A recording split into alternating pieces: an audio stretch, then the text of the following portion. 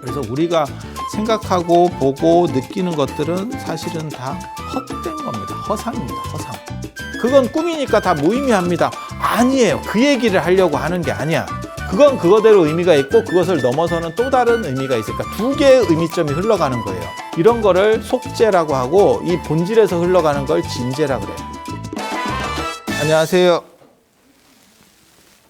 자, 반야신경과 관련된 이야기 관자재보살 행신반야 바라밀다시 조견 오온계공 도일체 고액 여기까지가 반야신경 한 단락이 끝나는 거예요. 그래서 관세음 보살이 깊은 반야바라밀다를 행할 때 깊은 반야바라밀다는 지난 시간에 얘기한 거고 그 다음에 그렇게 딱 보니까 오온이 다 공하대. 오온이 개공이에요. 오온이 공한 것만 알면 도일체 고액 모든 고통으로부터 넘어간다라고 하는 거예요. 그러니까 고통으로부터 자유롭고 행복하고 그다음에 깨달음을 얻었다라고 하는 거죠. 그리고 이걸 못 알아듣는 사람을 위해서 사리자라고 하는 한 단계 낮은 단계로 다시 설명이 들어가는 거예요. 그래서 관세음 보살 경지에서 보면 이런 거죠. 그래서 오온이 색수상 행식.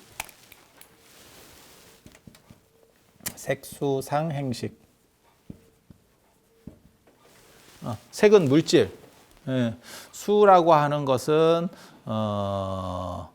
이렇게 받아들임. 그러니까 그냥 쉽게 생각하면 그거예요. 여기 이렇게 보드마카가 있어, 분필이 있어. 이 분필을 이게 색, 이게 존재가 색이에요. 색. 수라고 하는 것은 이것을 내가 보기 위해서는 빛이 여기서 반사가 돼서 내 눈에 들어와야 되죠. 이게 수, 이게 수. 여기까지 오는 과정이 수. 그래서 우리는 이 색을 이해하지 못해요. 정확하게 말하면. 이 색은 이해를 할 수가 없어요. 이건 직접 대상이 아닙니다.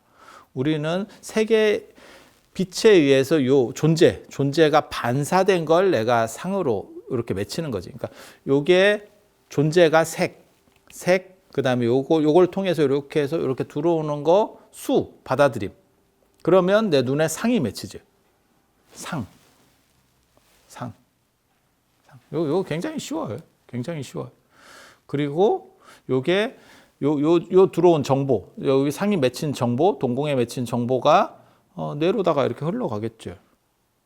뇌로 흘러 들어가서 이게 뭐지? 라는 생각을 한번 할 거고 전에 있었던 기억들하고 쭉 대비해서 맞춰 보겠지.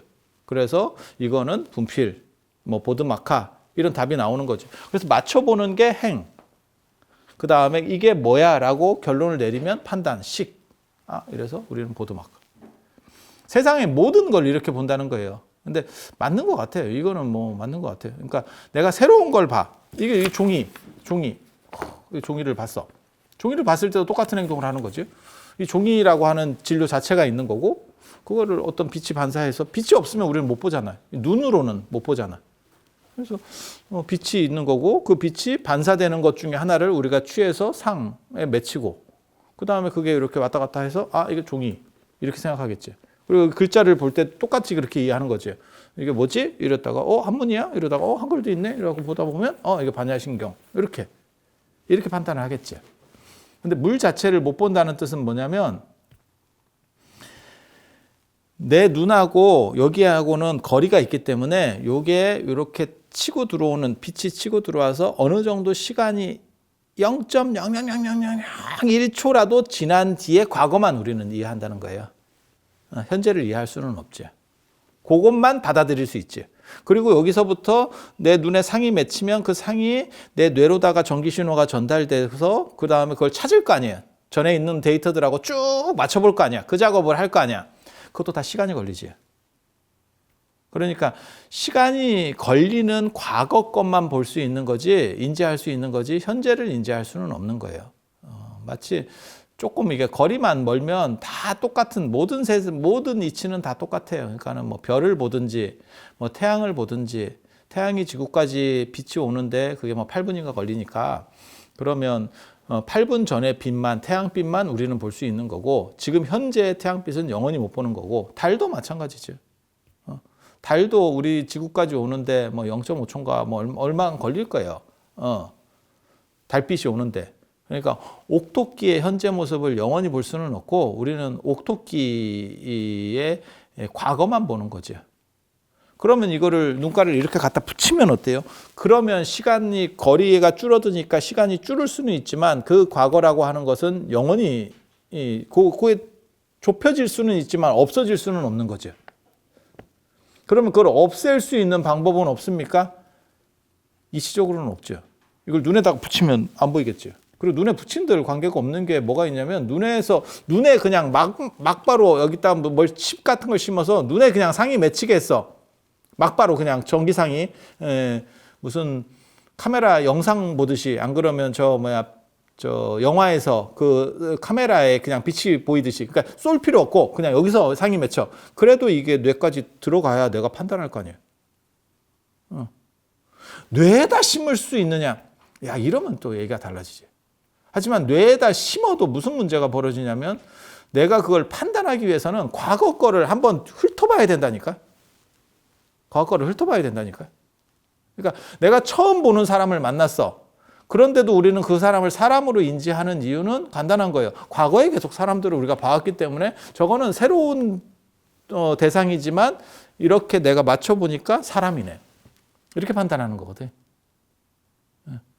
그리고 그 판단에는 오류가 있을 수도 있죠. 뭐 사람이 아니다라고 하는 게 아니고 사람에 대해서 저 사람은 저렇게 생긴 거 보니까 성격이 좋을 것 같아. 저 사람은 좀 날카로울 것 같아. 저 사람은 어떨 것 같아. 라고 하는 거를 보고 단 몇 분 만에 그걸 만들어내거든, 사람들이. 그건 뭐냐면 사실은 전에 있었던 데이터들하고 쭉 맞춰봤을 때 내가 겪었던 사람들의 유형들을 쭉 봤을 때 이런 식의 생긴 사람, 이렇게 말하는 사람은 성격이 더러워. 이런 식으로 생긴 사람, 이런 식으로 말하는 사람은 성격이 굉장히 부드럽고 유할 것 같아. 저건 뒤끝이 있을 것 같아. 이런 판단들을 다 하거든요. 다 하거든. 그건 뭐냐면 내가 과거에 맞춰본다는 거예요. 내 머릿속에서 다른 것들을 한번 훑어본다는 거예요. 자료를 쭉 한번 나열해서 왔다 갔다 하고 있는 거죠. 거기에서 오류가 발생하지 않느냐? 오류가 발생하죠. 그거는 확률적으로 그런 경험들을 많이 해서 그런 경험에 대한 데이터들을 다 검토를 해보면 해볼수록 안 틀릴 확률이 줄어드는 것뿐이지 100%냐? 그건 없죠. 그래서 공자도 뭐라고 얘기하냐면 저 사람 보고 얼굴 보고 평가해서 될 일은 아닌 것 같다. 라고 얘기를 하는 거죠. 왜냐하면 그것만 가지고는 사람들이 다 판단이 틀릴 수 있으니까. 어떤 사람은 말이 어눌해도 머리가 좋은 사람이 있을 수 있고 어떤 사람은 말은 굉장히 잘하는데 실제로 머리가 안 좋아도 말을 잘할 수 있어요. 꼭 머리가 좋아야만 말을 하는 건 아니거든. 그런 식으로 생각해 보면 오류 범위들이 계속 있는 거죠. 오차 범위는 계속 있는 거죠.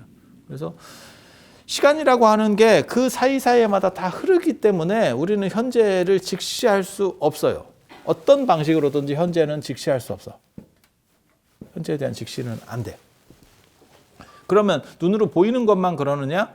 아니, 소리도 마찬가지지. 소리도 이렇게 치면 이 소리가 내 귀로 들어와서 내 고막을 치고 그 고막이 흔들리는 걸 가지고 내가 전기 신호가 내 뇌까지 전달돼서 그게 또 전에 있던 소리에 대한 기억들하고 딱 맞춰볼 거 아니야. 이거는 그냥 소리.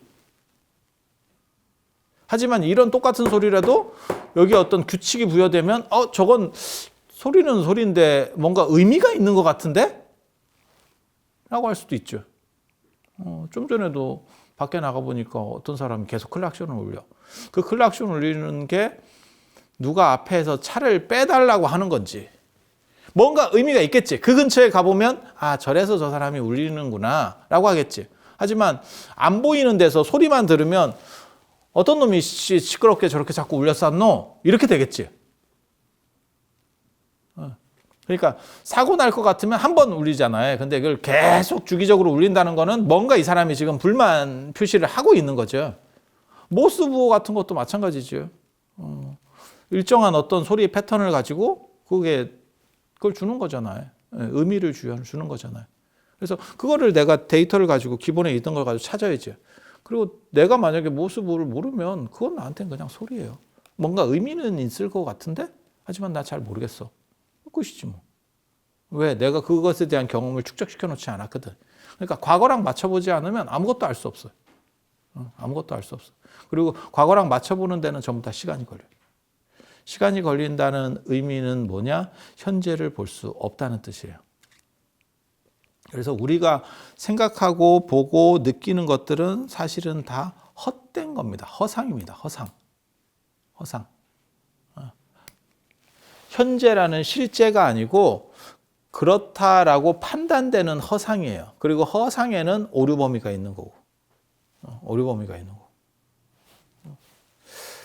그래서 관세음 보살이 조견 오온 개공이라는 게 뭐냐면 이 오온이라고 하는 것의 연결관계가 실제로는 존재하느냐에 대한 생각을 하는 거예요. 이게 전에도 제가 말씀드렸어요.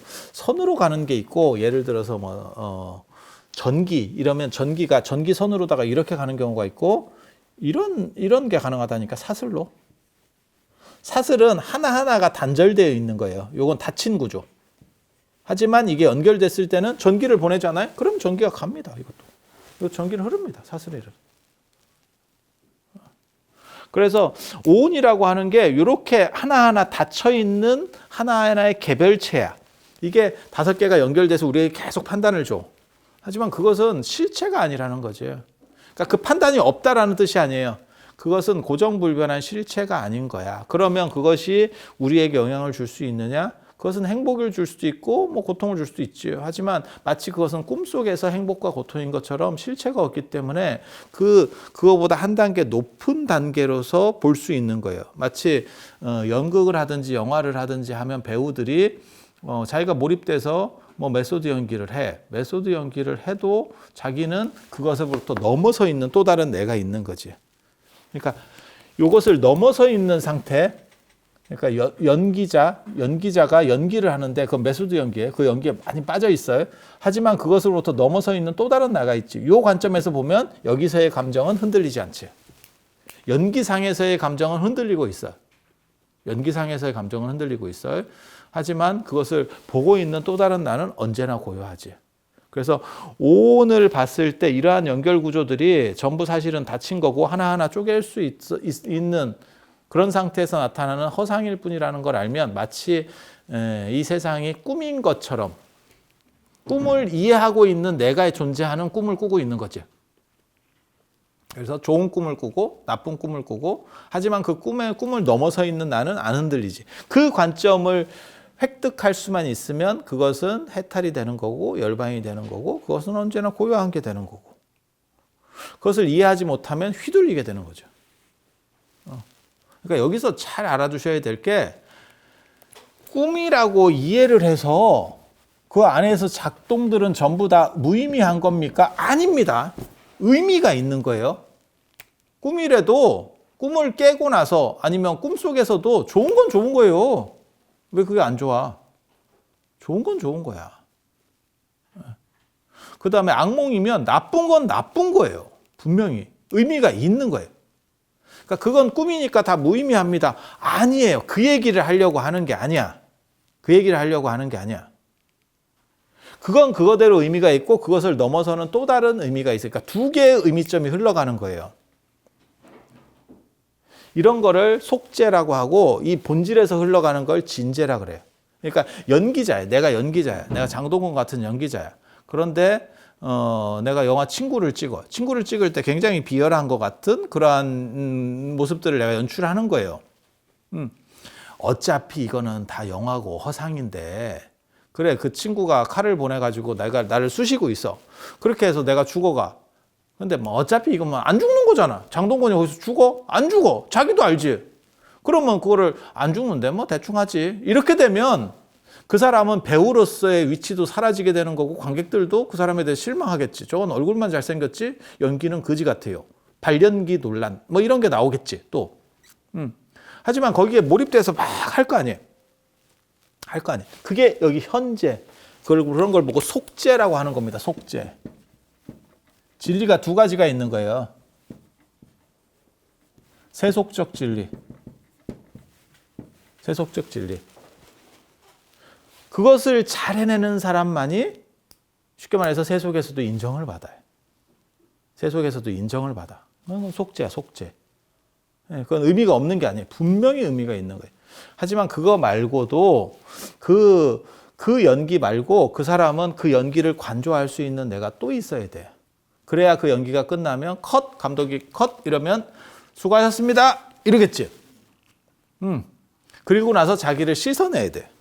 그 영화가 끝나기 전까지는 계속 그 인물에 몰입하고 있어야 되고 그 영화가 끝나는 순간, 다 찍히는 순간 자기는 그것을 비워낼 수 있어야 돼. 그래야 또 다른 배역이 들어왔을 때 그거를 가장 최적화된 걸 하겠지. 이게 굉장히 재밌는 거예요. 그래서 실체가 없다라는 건 변화예요. 그 변화에 잘 맞추면.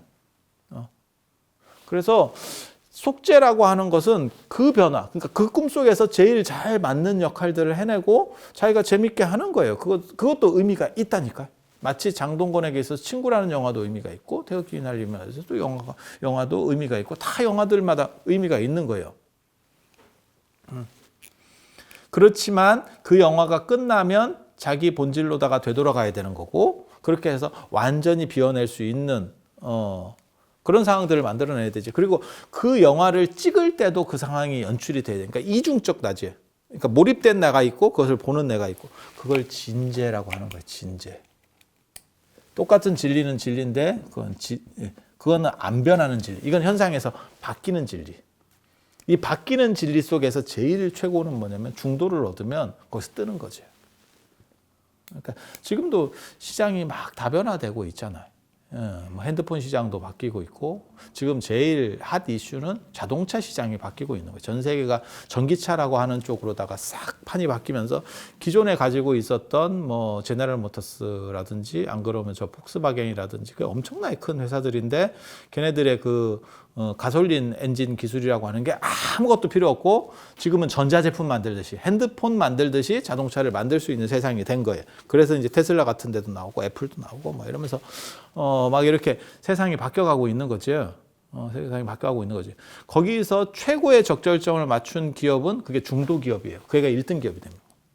현재까지는 테슬라라고 생각하는 거고 지금은 이제 애플이 뛰어들어서 또 어떻게 될지 모르는 거고 애플한테 잡힐 수도 있는 거고 뭐 모르겠어요. 반도체 같은 거 만드는 게 너무너무 힘든 공정이라고 했거든요. 그래서 그거는 기술 차가 크기 때문에 이게 진입 장벽이 높아서 안 된다라고 얘기를 했어요. 저거는 돈으로 될 수 있는 게 아니야.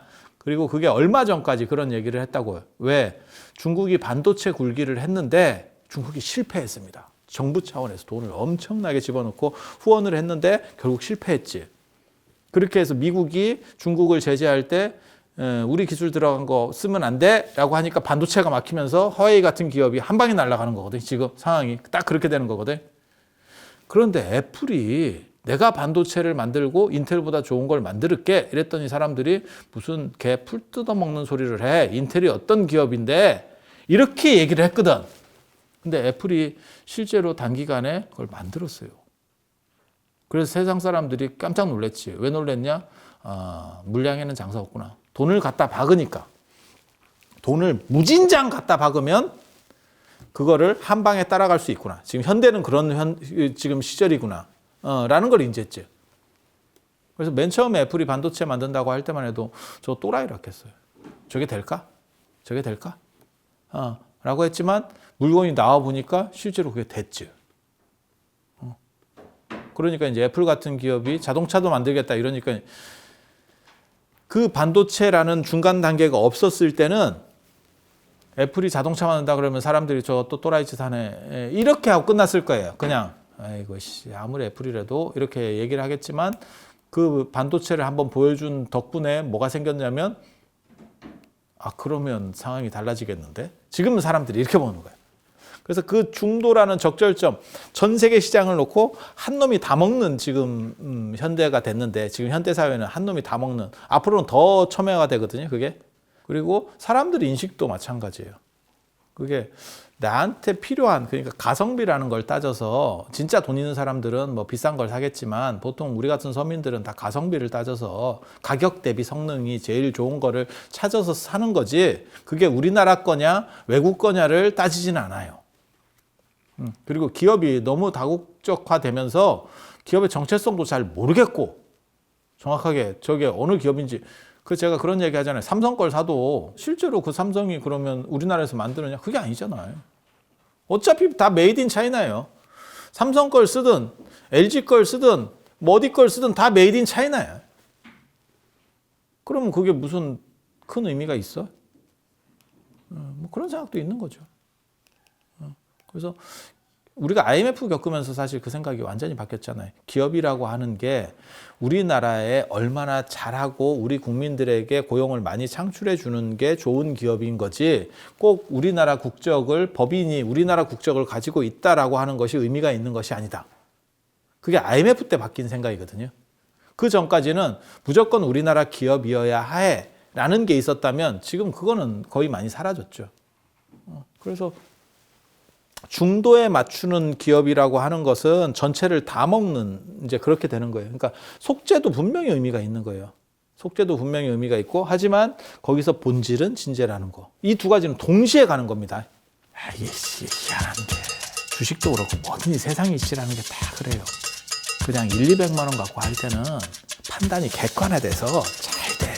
근데 거기다가 전 재산의 한 50% 정도 꼬라박잖아요. 뇌가 마비돼.